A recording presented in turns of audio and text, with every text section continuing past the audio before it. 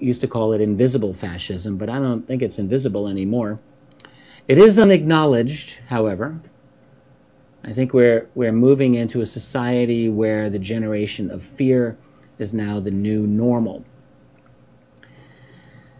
So what does this have to do with UFO disclosure? Well, I think it actually has a lot to do with UFO disclosure.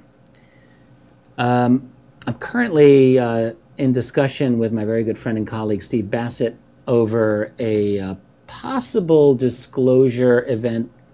We're trying to get this going for Toronto at the end of September of this year. And in thinking about that, I'm continually revisiting my thoughts on the whole concept of disclosure. It's funny to me when every now and then I find some extremely ignorant comments by commentators, a few of them well-known authors in the UFO field, who think that they know my opinions on disclosure when it's obvious to me that they haven't listened to a single thing I've said about it. They make all kinds of assumptions. Assumption number one being that I somehow believe that, oh yeah, disclosure is going to just solve all of our problems, make the world a better place. If anything, I have been saying for the longest time that the disclosure of the UFO reality and the cover-up that has been associated with it for all of these years will in all likelihood exacerbate, at least for a certain period of time, not ameliorate, but exacerbate a lot of the problems, social problems that we are dealing with in our world today. I don't think it's going to make the world less chaotic. I think it can make the world easily more chaotic for quite some time. The reason that I support disclosure, however, is one is a philosophical reason. I just think that we are better served with a foundation of truth rather than a foundation of lies. We're talking about a reality of a phenomenon that millions of people in the world have interacted with over the decades, millions. And in fact, they've dealt with this phenomenon typically on their own, atomized, isolated from other citizens, unable to talk with other people because they don't know anyone else who's had these experiences. And the reason they don't know anyone else has had these experiences is because they're under a media barrage that ridicules the phenomenon and makes people ashamed to talk about it. So people simply go through their lives thinking that they and they alone have had this bizarre experience. Well, I have news for you. A lot of people have had bizarre experiences with a reality that they do not know how to explain. So it just seems to me on that basis alone, this philosophical position, that we are better served with the truth than with lies. It's very simple. I just can't believe that we have a better world based on fiction than on truth. Whatever destiny we as a species, as a civilization are going to have, how can we achieve it based on fiction, based on lies? I would say we cannot achieve it on that basis, that we can only achieve whatever we are meant to be based on truth. And, the fact is that truth is not necessarily pleasant. Truth is not necessarily something that we want to hear, but it's truth. And you cannot build a better world if you don't have truth. But, I started this segment by talking about fascism, and I want to tie this now into the necessity of disclosure. We are in a world where as I have occasionally put it, the extraterrestrial question is the secret sauce that flavors the bad meal known as geopolitics. That's a sentence that one of my Facebook friends helped me to put together. In other words, those people at the top of our human pyramid, I think that there are a very small group of people who are well aware of everything or nearly everything associated with the reality of the UFO phenomenon. And I'm making an assumption here that this is connected with extraterrestrials. Maybe it isn't. Maybe the UFO phenomenon is dominated by an intelligence that is not extraterrestrial, but is also not from our civilization. I guess there's different possibilities here. I think extraterrestrial is still a very reasonable supposition, but I will acknowledge that maybe there's something else going on here. To me, that's almost not even important. The important thing is that this is an intelligence that does not stem from the civilization that you are living in and that I am living in. But the larger question here, the larger point that I'm making is that the reality of that phenomenon is not the only thing that the controllers of our global civilization are concerned about. They've got other things on their mind. The UFO secret is only part of the larger picture for them. What's the rest of the larger picture? Well, one is owning every single thing on this planet. Like I've been talking about. Water, yes, check. Genetically modified food that they want to shove down your throat for the rest of all time, check. Every mineral in the ground that you can think of, check. All the intellectual property that you will read or listen to for the rest of your life, check. They want it all, and they want more than that. And you know what? They're going to get it if we don't stop them. So that's one thing that's really important for them, is owning everything that's worth owning. Secondly, as a way to get that, they want to continue the process of globalization, destroying nations, making nations irrelevant. They're becoming irrelevant. So what we have instead are global structures of power, global treaties that are not even called treaties, like the Trans-Pacific Partnership, TPP, or TTIP, which is the version of TPP for the Atlantic side of things, where national laws just will not any longer matter. You want to create a law in your community to protect your local environment from some nasty thing that some corporation is doing, and the result of these treaties is that the corporation will be able to sue your nation, or maybe your town for all I know, for damages to their profitability or potential profitability. Yes, that's in these agreements that are being, the attempt is to shove them down our throats without anyone even reading them. In other words, the point is that local people are losing control over their lives, so that banks, privately owned banks and financial groups, exercise dominant control over entire populations. What we're looking at, in other words, is the creation of a completely new global political paradigm. And the problem that people are having is they're not aware that this is happening, because no one's really telling them. They're still going to school as kids thinking, oh yeah, we elect our member of Congress and we have checks and balances, and if we don't like this member of Congress, we can vote them out and we'll bring someone else in. And like, I'm going to tell you, that's not the system anymore. That's a dead system. That's a corpse of a system. Yes, it still exists, but it's irrelevant, because all those members of Congress and all those members of all the other elected officials are owned by banking and financial groups anyway. These guys don't care. Like, they'll pass horrible laws, and if you vote them out of office, it doesn't matter. They don't give a damn, because they end up going to work for those pharmaceutical companies or the banking industries or whatever. And then you just bring someone else in and they'll just do the same thing. That's how the system, in fact, works. So that's part of their goal. Another part of the goal, as I talked about in the last segment, is the complete gutting of an entire class of a nation, the middle class. In my poor country, the United States, 51% of Americans make less than $30,000 a year. How do you live on that? 38% make less than $20,000 a year, and 25% of Americans have a negative net worth. What is going on? So this is happening. This is a reality. I talked about TTP. I talked about TTIP. I talked about globalization. Then there's the robo-apocalypse. This is a real phrase. Real economists and real techno experts are talking about it. It's not simply that low-level, low-skilled jobs are becoming automated. That's happening. But now what we're seeing in the next 10 years, middle-level jobs, mid to upper level jobs are all becoming automated. They call it the robo-apocalypse.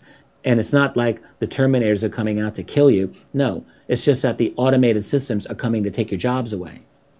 So my question is, in this type of a situation, over the next generation, the generation that my children are part of, that they and their peers are going to have to go out and try to make a living, how are they going to do that?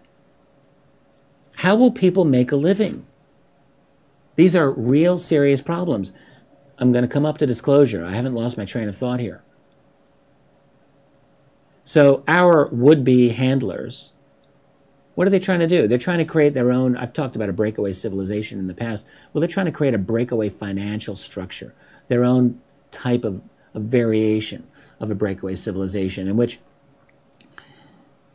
these global systems are in place that have broken away from national control, from individual nations and citizens, essentially to destroy nations.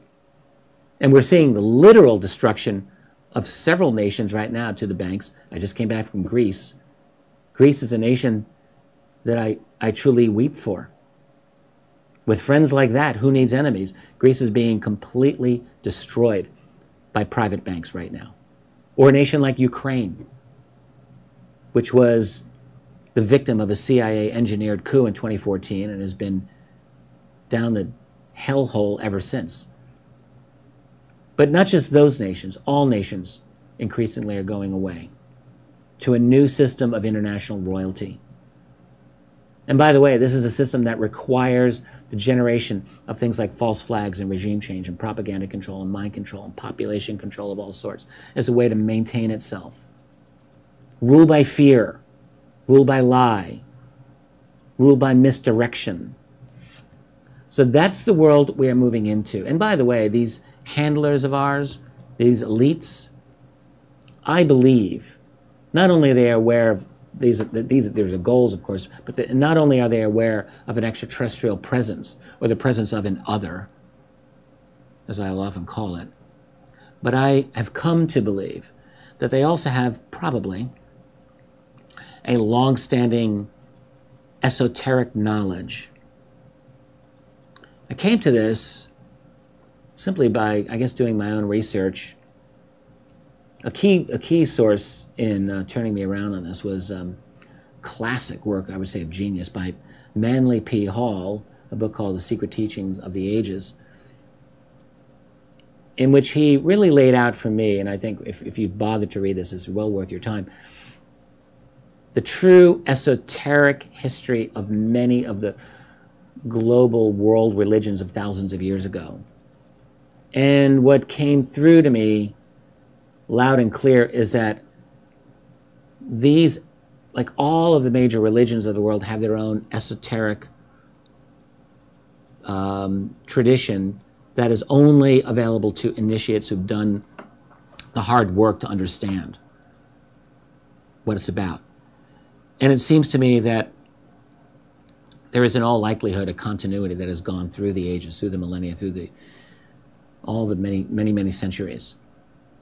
And is it possible that the people at the top of our human pyramid today maintain a certain type of esoteric knowledge?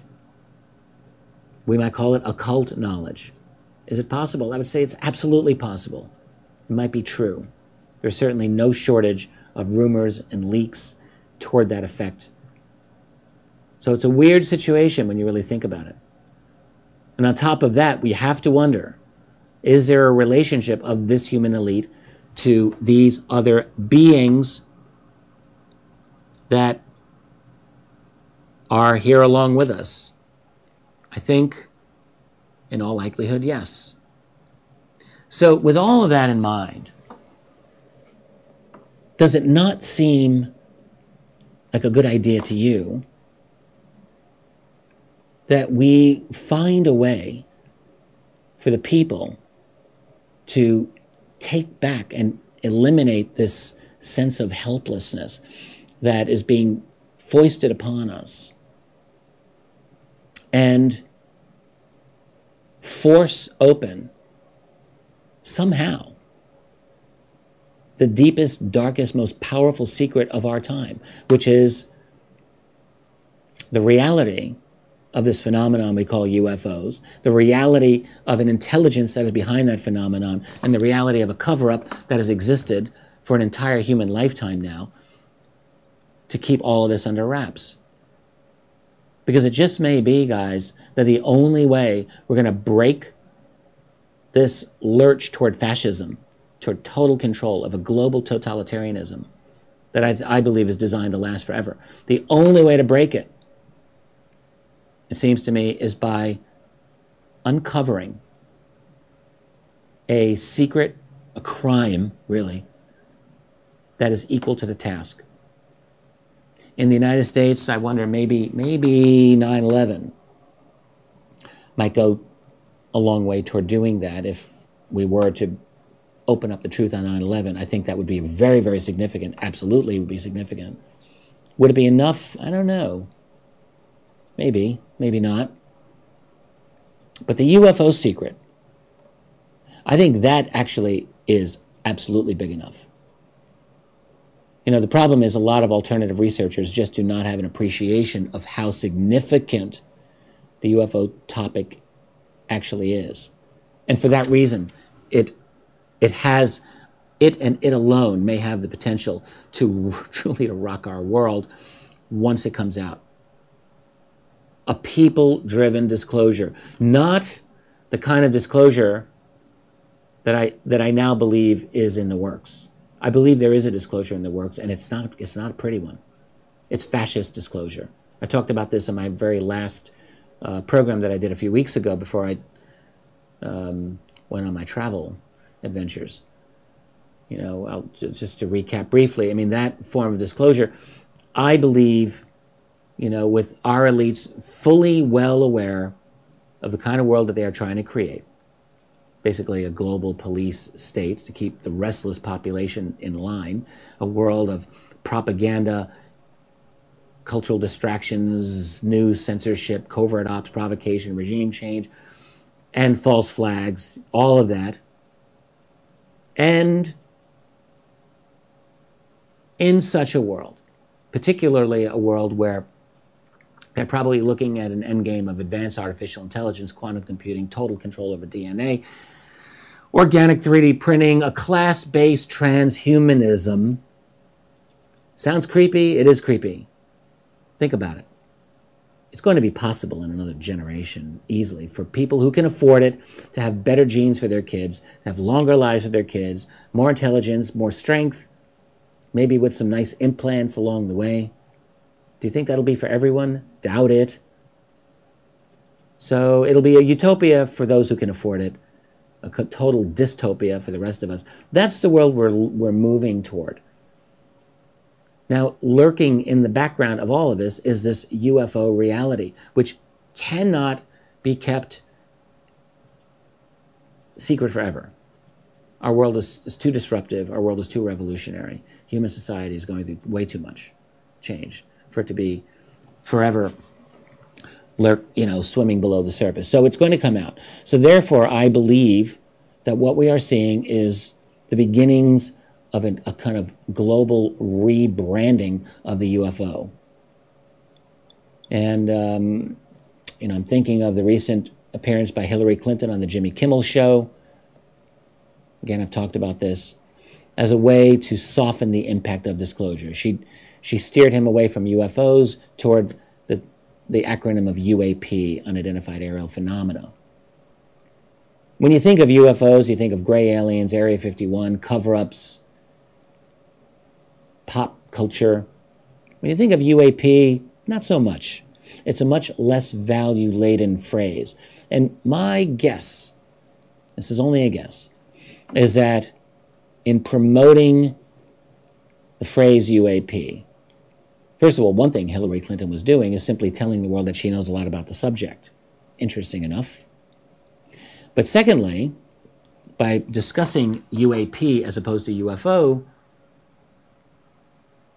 if the president of the United States were to talk about UAP as a phenomenon that's real, I'm wondering if they believe that they can therefore steer the topic away from such questions as conspiracies and cover-ups and alien bodies being held at Wright-Patterson Air Force Base and the like. Essentially, in other words, to drain the blood out of the subject. I think that is a real possibility. I don't think that they're anywhere close to being able to get away with it right now, but maybe in another 10 years they will be. Maybe in another 20 years they will be. Yes, I think so.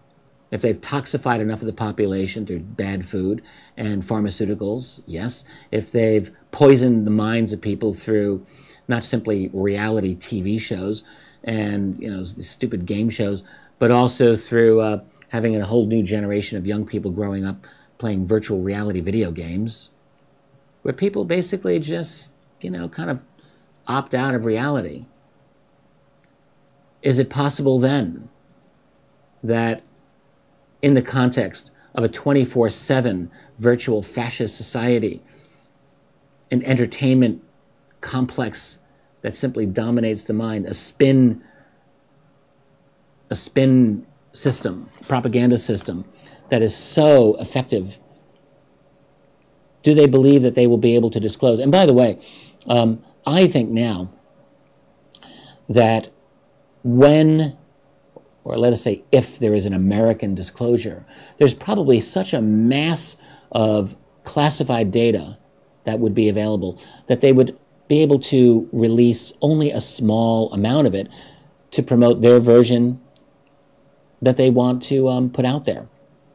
Understand? In other words, if you've got this huge wealth of classified UFO data and you want to disclose the reality of this phenomenon, you can, I think in all likelihood, it would be possible to select whatever portion they want to select to promote their agenda. And that agenda would be, definitely, to increase, not decrease, their hold of power over society.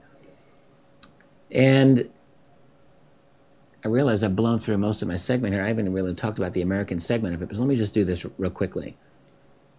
I did an interview. It's now on YouTube, and it's also on earthmysteries.com. earthmysterynews.com. I'm not alone in the room here. earthmysterynews.com. Go check it out. It's about 10 minutes, 12 minutes.